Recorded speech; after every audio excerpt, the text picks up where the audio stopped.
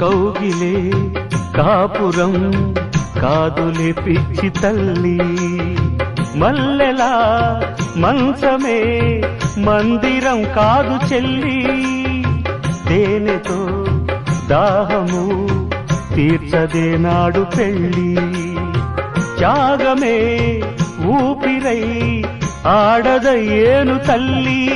కామానికి దాసోహం కారాదే సంసారం, కాచుకో భర్తనే కంటి పాపాయిగా, నేర్చుకో